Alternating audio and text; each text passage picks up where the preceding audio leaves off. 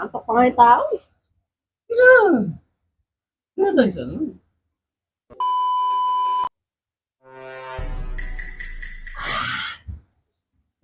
Sa pamigong aga. Yung isa dito, tulog pa eh. Bib, bib. Ano ba? Ano? Ano ba yun? Ano lang? Maaga-aga, tigilan mo nga ako. Maganda ka sa umaga eh. Yun na kasi exercise natin eh. Antok pa ako. Gusto pa matulog eh. Gaya ka lagi sa umaga. Aga-aga. Maganda kayo sa umaga eh. Para ano eh. Sabi kasi sa mga doktor, maganda ka sa umaga para Mamayang gabi na yan. Mas maganda sa gabi yan. Sobrang aga mo naman mag-gaya. kaya nga ako naligo ng maaga para ano eh. Akala ko kasi. Tinatanong pa nga ako. Ano ba naman yan? Hira na lang eh. Alam mo naman yung gabi natin ginagawa yan eh. Tapos aga-aga mo mag-gaya. Tama ako, matapos ko na maligo. Natulog pa nga yung tao eh. Hira ka naman eh. Alam na po yung tao gabi. Yeah. Doon tayo sa paano, kwarto. Doon kasi malawak doon eh. Dahil na lang gusto Dito mo. kasi masikip dito kasi. Oh, gusto mo na lagi sa kwarto malaki.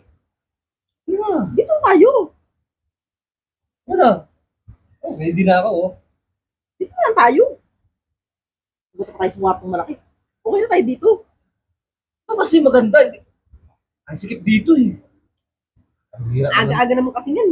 Nagyayaya ka na kasi kagad eh. Ang hira ka naman eh. Naantok pa nga yung tao eh. Ano tayo sa ano?